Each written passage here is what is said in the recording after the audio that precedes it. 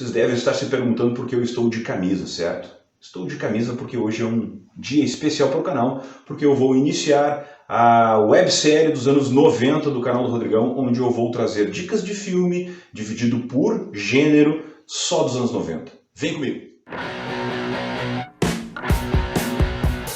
E aí galera, beleza? Tudo certo? Espero que sim. Como eu já havia prometido há alguns meses atrás aí, né? Eu resolvi fazer uma websérie do canal pegando só filmes dos anos 90. Mas por que os anos 90? Porque estamos em 2021, certo?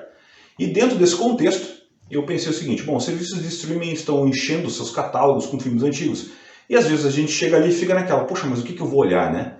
E aí tem uma garotada por aí que não sabe o que olhar. Porque anos 90 é longe pra caramba, né?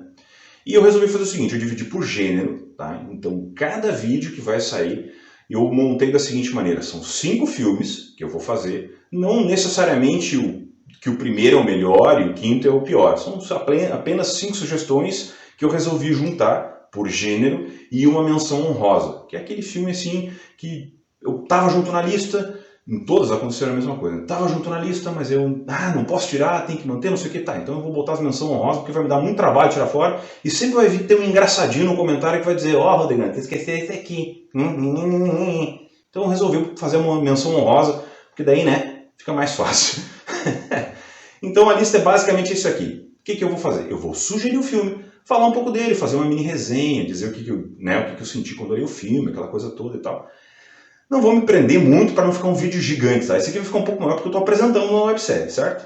Mas eu vou, né, fazer algumas edições legais, botar os cartazes aqui e tal, falar um pouco sobre o filme, sobre do que se trata, o momento que ele foi lançado, e dizer as minhas percepções, jeitão Rodrigão, né? Vocês sabem, vocês gostam, e vocês estão aqui exatamente por causa disso, ok? Então, se inscreva no canal, dê o joinha, compartilhe, mostre pra galera e mostrem para aquele jovem dinâmico que ainda não viu esses vídeos aí dos anos 90, né, que não está acostumado a olhar filme antigo, porque só gosta de efeitos especiais, que boas interpretações também contavam muito, e efeitos práticos às vezes são melhores do que os efeitos especiais, todos iguais, que a gente tem hoje nos filmes blockbusters de hoje, certo? Então, para contextualizar um negócio, eu só quero dizer o seguinte, a forma que eu resolvi montar isso, tá? Eu dividi por gêneros, né, como eu disse no início, e eu vou lançar um por semana. Então, essa primeira sexta-feira aqui é o gênero de suspense. Para começar bem, né? A primeira semana tem que ser pé na porta, assim, sabe? E aí depois eu vou lançando um por semana. Toda semana vai ser um diferente. Vocês vão receber as notificações, vão ver o que está aí e tal, e aí vão indo, sabe? Se essa é a sua primeira vez no canal, saiba que nós vamos ter vídeos toda semana agora, eu acho que vão ser 8 vídeos daqui pra frente, toda sexta-feira vai sair um falando sobre os filmes, deixando direitinho e tal, então venham comigo, ok? Então vamos lá, 5 dicas e uma menção honrosa de filmes dos anos 90 do gênero suspense. Eu não poderia começar esse gênero sem o maravilhoso O Silêncio dos Inocentes de 1991, dirigido pelo Jonathan Demme, e protagonizado pela Jodie Foster e o Anthony Hopkins. É um filme sensacional. Eu tive a oportunidade de ler o livro também e ele é quase uma transcrição dos eventos do livro. Nesse caso específico aqui nós temos a Jodie Foster, que interpreta a jovem agente do FBI Clarice Starling, que procura o Dr. Hannibal Lecter para ajudá-la a traçar o perfil psicológico do assassino em série Buffalo Bill. E, cara, é uma imersão impressionante. O trabalho de cenografia, a maneira como a Jodie Foster conseguiu montar a personalidade da Clarice Starling, a forma como o jogo de gato e rato dela e do Anthony Hopkins é uma coisa sensacional. A gente vê a tensão na tela, sabe? É quase como se tu conseguisse cortar aquilo, sabe? É muito louco. E a cenografia, a música, como ela vai tocando, como ela vai trabalhando aquilo ali tudo, em contrapartida com os acontecimentos que vão acontecendo fora, e aquilo tudo vai se contrabalançando numa trilha sonora com suspense muito legal. É um filme contundente, eu acho muito legal o Silêncio dos Inocentes, e o Anthony Hopkins está... Tanto é que ele ganhou o Oscar e também a Jodie Foster. Uma das curiosidades do cinema é que diz o seguinte, o Jonathan Demme não quis a Jodie Foster no primeiro momento para interpretar a Clarice Starling, porque ela tinha ganhado o Oscar por Acusados, que é outro filme excelente da Jodie Foster também, eu já tive a oportunidade de olhar, 2 anos antes. E ela vinha de uma situação de um filme muito denso e ele ficou meio assim, ela estava muito badalada na época. Só que ela quis ganhar. Ele ofereceu o papel para Michelle Pfeiffer. A Michelle Pfeiffer achou o filme muito pesado. Ele também ofereceu para Meg Ryan, mas a Meg Ryan não era a vibe. E também ofereceu para Laura Dern. E nenhuma delas aceitaram. E aí, no fim das contas, acabou ficando para Jodie Foster mesmo, porque ela insistiu bastante para pegar o papel e fez um trabalho sensacional. A maneira como ela é a personagem, as dúvidas dela como a agente, isso é muito específico e para mim ficou muito próximo do livro. O Anthony Hopkins não tem o que dizer porque é o cara, né? O homem é o mestre de interpretação. O cara consegue fazer o que ele quiser. Então, para mim, se você fosse escolher hoje que filme de suspense para mim representa os anos 90, eu acho que O Silêncio dos Inocentes seria o maior deles, seria o primeiro assim, a ser recomendado. O Silêncio dos Inocentes teve uma sequência em 2001 que se chama Hannibal e 2 prelúdios. Um que se chama Dragão Vermelho, que é o anterior, que se passa um pouco antes do Silêncio dos Inocentes, e um outro em 2007 que se passa bem quando ele é novo, que é Hannibal, A Origem do Mal. Esse eu não gostei, tá? Esse pra mim não curti. Mas o Dragão Vermelho é um excelente, excelente filme. Os anos 90 foram marcados por filmes de baixo orçamento, mas que arregaçaram nas bilheterias. Esse aqui é um dos exemplos dele. O Seven, que é um dos melhores filmes de suspense que eu já olhei, simplesmente um clássico, é um filme contundente, um filme que te incomoda, mas é um filme muito bom. As interpretações são sensacionais e o trio de atores que aparece no filme é simplesmente soberbo. Eu estou falando de um dos filmes mais contundentes dos anos 90 e que com certeza não seria feito nos dias de hoje, e se ele fosse feito na época por um estúdio grande, ele não teria o final que ele tem. O final do Seven talvez seja um dos finais mais assustadores e perturbadores da história do cinema. Eu lembro de ter visto o Seven na época no cinema e eu saí de lá assim, ó, que foi que eu acabei de assistir. Eu vou contextualizar para você o seguinte, o Seven ele tem um negócio muito específico que é a cenografia dele. Tem uma cena específica quando os detetives Mills e Somerset estão entrando dentro do apartamento do cara, do gordo, né? Quem viu sabe o que eu estou falando. Eles estão com as lanternas, ok? Então eles estão assim com as lanternas. E a maneira como eles estão andando dentro daquilo, no cinema, isso te dá como se tu estivesse com eles ali dentro. Isso foi proposital. O David Fincher fez dessa forma. Ele é mestre nessas coisas. Então a maneira como aquilo vai acontecendo, a maneira como vai mostrando aquilo da cena, te coloca basicamente dentro daquilo, sabe? E talvez uma das maiores sacadas do Seven é nunca te mostrar tudo. Ele nunca te mostra tudo. E ele faz uma das coisas mais fodas que tem no cinema, que é deixar a tua imaginação voar alto. Ele deixa a tua imaginação, ele não te mostra tudo o que está acontecendo. Ele não te deixa, ele não é explícito, ele não é de terror, ele é um suspense psicológico. E ele deixa o teu psicológico trabalhar. É surreal o que aquele filme consegue fazer. Bom, eles gastaram 30 milhões no filme e ele faturou 327 na época. Então vocês pensam o que o filme o que é o negócio, certo? Então é surreal, né? Então o negócio é impressionante. Lançado em 1995, o Seven apresenta os nossos intrépidos detetives David Mills e William Somerset atrás de um assassino que mata através dos 7 pecados capitais. Ele executa suas vítimas nesse modo operante.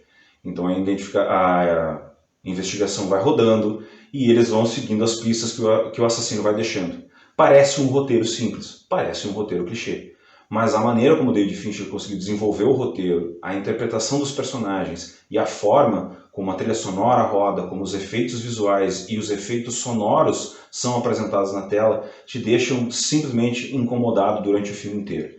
Se existe um dos filmes que para mim é um clássico, é esse aí junto com O Silêncio dos Inocentes. Então é imprescindível que vocês vejam. Um fato curioso é que o Brad Pitt vinha numa situação já incomodado com a fama de bonitão dele, né? Que persiste até hoje, né? O cara me aparece sem camisa no Once Upon a Time em Hollywood e as mulheres ainda suspiram por um cara de quase 60 anos, né? Enfim. E dentro desse contexto, ele foi lá para fazer o detetive Mills, ele mesmo cortou o cabelo. Se vocês forem olhar as fotos aqui que eu vou deixar na edição, obviamente, foi ele mesmo que cortou o cabelo. E existe uma cena específica que ele quebra o braço. E ele realmente quebrou o braço na cena, porque ele não usou dublê durante o filme. Então todas as cenas que foram feitas ali, aquela correria que tem na chuva, essa história toda foi ele mesmo que fez a cena. E ele realmente quebrou o braço de verdade. Então houve uma imersão, tanto dos atores quanto dos personagens, para deixar tudo isso aí, para fazer tudo aquilo ali. Então é muito legal, é um filme muito bom. Então a minha segunda dica dos filmes dos anos 90 é esse aí, Seven, Os Sete Pecados Capitais. Mais um exemplo dos filmes de baixo orçamento que consegue dar uma arregaçada na bilheteria, nós temos Os Suspeitos, The Usual Suspects, lançado em 1996 e dirigido pelo Bryan Singer. É um filme narrado, na verdade. Ele conta a história de um assalto que deu errado, né? Explodiu um navio e os suspeitos todos são presos. E a partir dali eles começam um processo de investigação, com os depoimentos de cada um dos suspeitos ali dentro da situação. E aí eles vão tentar identificar quem é o famoso mafioso Keyser Söze. And the only thing that scares me is Keyser Söze. Quem é o Keyser Söze?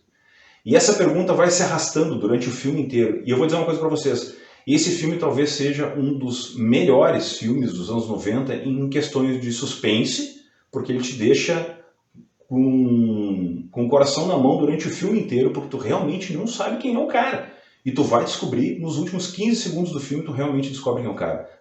Eu duvido quem tenha matado antes. Duvido. O cara que disser que matou antes está mentindo. Duvido. Ninguém viu antes. Ninguém sabe quem é o cara antes. Porque ele não deixa pistas. O roteiro do filme é muito bem feito. O Bryan Singer fez um trabalho sensacional e eu tenho saudade de um filme inteligente como esse, porque faz muito, muito tempo que eu não vejo um filme inteligente como esse.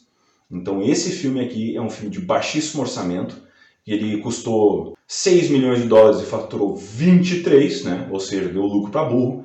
Tem no elenco Benício Del Toro e Kevin Spacey como os principais atores, tem também o Stephen Baldwin e mais alguns outros ali, mas os que mais se destacaram depois foi, obviamente, o Kevin Spacey e o Benício Del Toro. Faz um trabalho soberbo de atuação, é muito bom, um filme muito bom de verdade. Eu recomendo Os Suspeitos porque é um filme que tem um roteiro muito bem feito. E aqui vai um parênteses.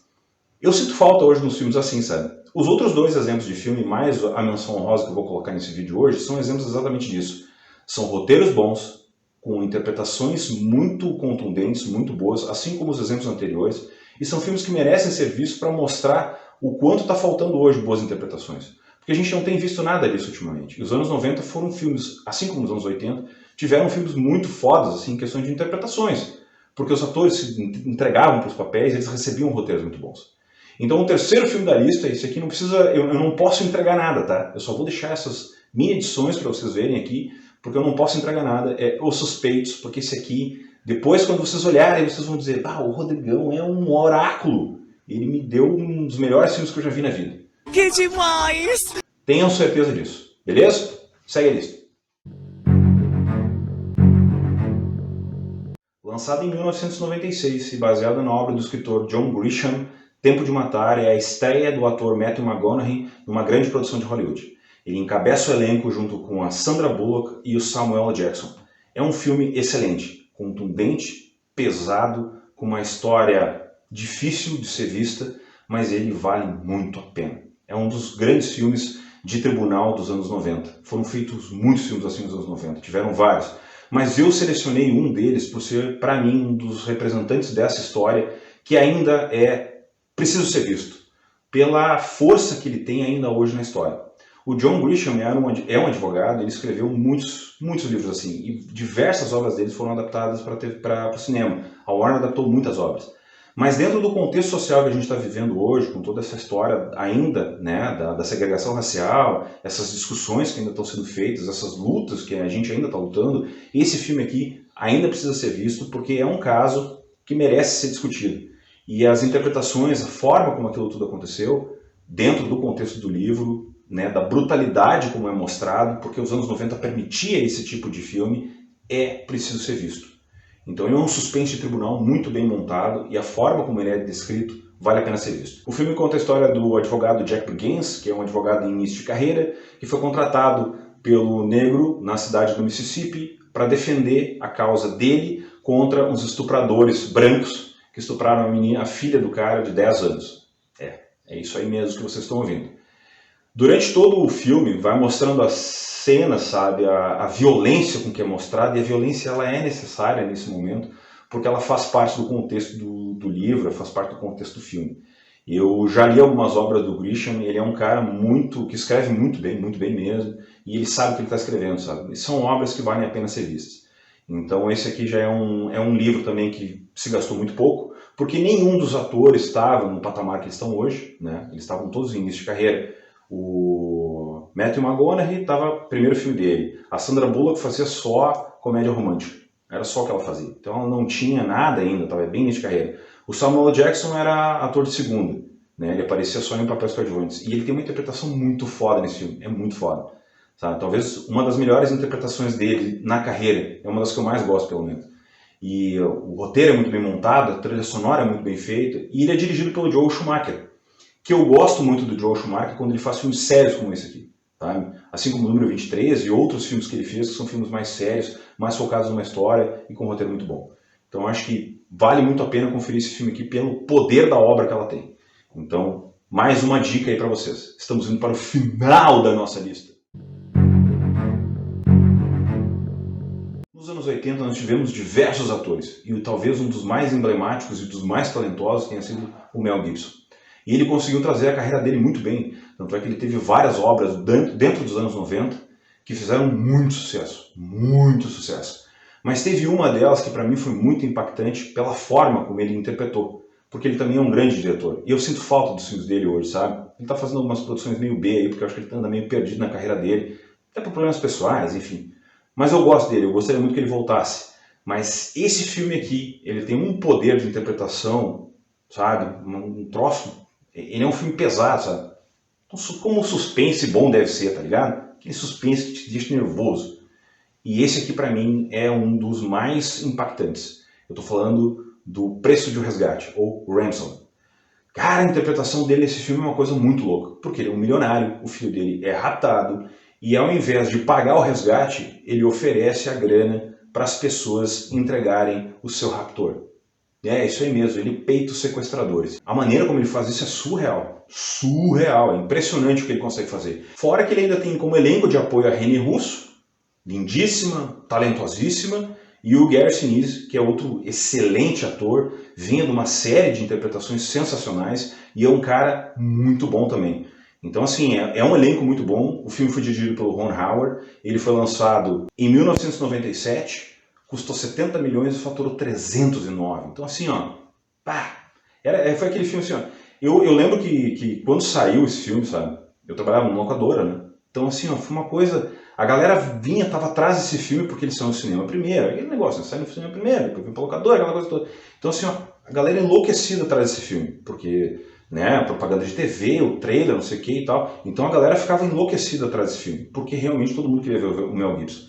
E foi um troço muito legal, sabe? Então, Preço de um Resgate é pelas interpretações. A história é muito boa, o plot, a forma como anda a história, como finaliza a história, sabe? É um filme muito bom. É a época de ouro dos filmes do Ron Howard, foi nos anos 90. Ele é um excelente diretor, anda meio perdido, faz uns negócios meio estranhos, né? O Mel Gibson também. Gostaria que eles voltassem. Mas esse aqui também é o último filme da lista dos filmes de suspense, agora só vem a menção honrosa, que é o próximo aqui, que é um outro baita filme, mas o último filme da lista é esse aqui, Preço de um Resgate. Então agora vocês têm aí 5 opções já para começar o seu final de semana só com filme de suspense, certo? Então vamos para a menção honrosa.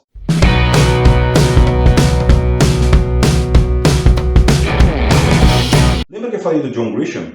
Então, eu ia tirar ele fora, né? Porque eu já tinha falado dele antes. Mas eu pensei, eu não posso tirar ele fora, cara, porque esse filme específico, que eu gosto muito, ele tem 2 atores que são medalhões, que se tornaram excelentes atores e ainda estão atuando, que é o Denzel Washington e a Julia Roberts. Então como é que eu vou tirar eles fora, certo? Tem um excepcional diretor, que é o Alan J. Pakula, que é um baita diretor. Então como é que eu vou tirar eles fora? Então assim, menção honrosa desse vídeo de suspense, o Dossiê Pelicano. Não tem como deixar fora esse filme. Então esse aqui eu não vou falar nada, só vou deixar menção honrosa, eu só vou dizer o título, os 2 atores principais e o diretor, o resto é com vocês.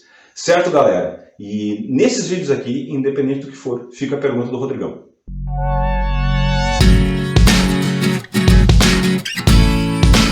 Qual filme de suspense dos anos 90 que vocês sugerem que eu assista? Que não estão na lista, obviamente, certo? Deixe aí nos comentários se faltou algum. Não esqueça que semana que vem tem mais um, ok? Forte abraço a todos, muito obrigado, me acompanhem nessa jornada, um forte abraço a todos, tchau!